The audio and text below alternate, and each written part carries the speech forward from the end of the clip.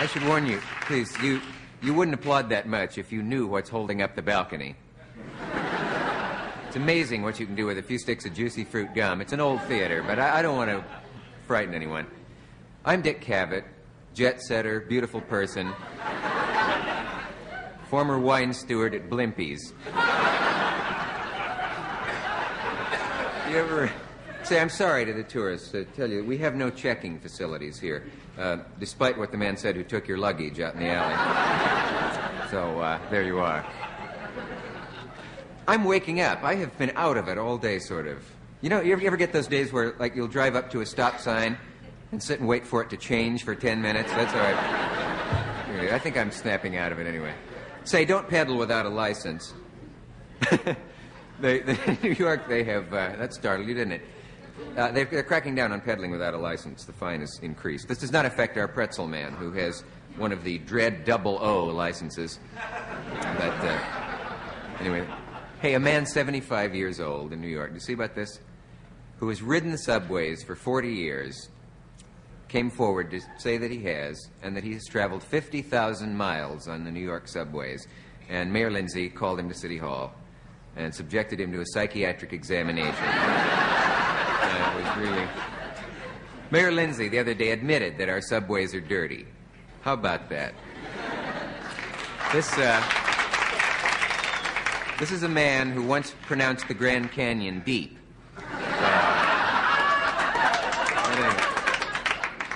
Really is something when you think that you pay 30 cents to be subjected to grime and crowding and misery, and you can get all that free on the streets of New York. 40,000 dead fish. Did you read about that? Washed up on the beaches of New York.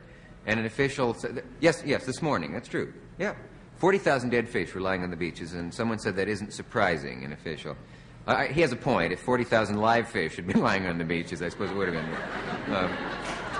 It's because of the condition of our water, which is also an understatement. I mean, you could find 40,000 dead Ukrainians on our beaches in one of those mornings, and it wouldn't be too surprising. President Nixon has said that the cities are polluted, but the thing is, he said, this is in a speech today, I think, not to be defeated by the problem, and to stay in the cities and to fight it and to not run away from it. And then he got on the plane for San Clemente. Say, the George Washington Bridge, you see about that? To come into the city now, it costs you double if you're from out of town. But to leave costs nothing. And I don't think they thought this through, because to come in you have to go out, so they're not going to gain any money. I mean, they make the same amount. But to fox them, when you enter the city, for each time you come in, leave twice. Not now, no. Hey, Women's Lib have struck again. You know, they've occupied the Statue of Liberty for the last couple of days.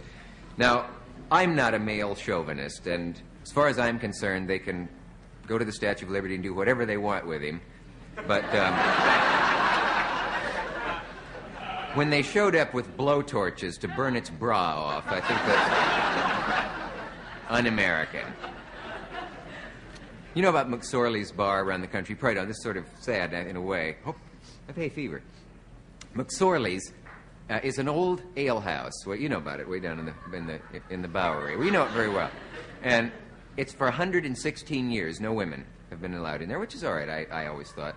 And the women have been protesting that. And last night, the women went in there in great force. And, of course, this occasioned a great deal of tobacco spitting and swearing and foul language and fist fighting.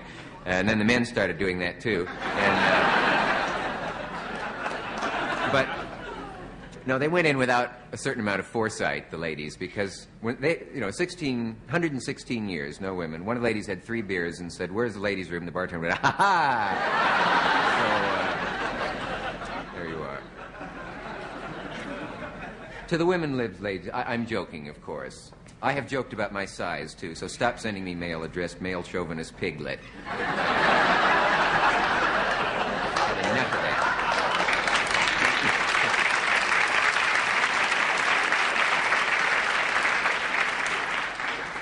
Thank you, ladies and gentlemen. Say, if you're tourists and you have cameras, be kind of careful while you're in New York. I saw a thing the other day. A guy was lining up a shot, and a construction worker, as a joke, took off his helmet and jumped into the picture and said, "How shall I pose?"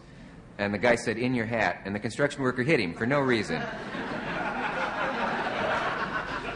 Yeah, and Dr. Brothers, well, I have one more. Can you sit through another? Do you have a minute? I mean, if you're not... You know, Dr. Brothers made a speech down in Australia. You read about that, and she brought out this incredible idea that women with a terrific appetite for food also have a terrific sexual appetite. And...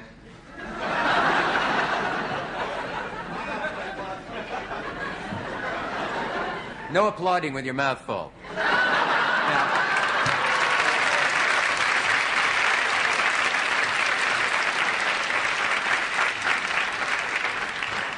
that's better than the joke. Forget it.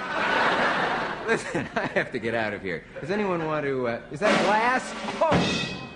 Is that real glass? Oh, okay. If you want beautiful hair, listen to this message about Breck shampoo. Bye.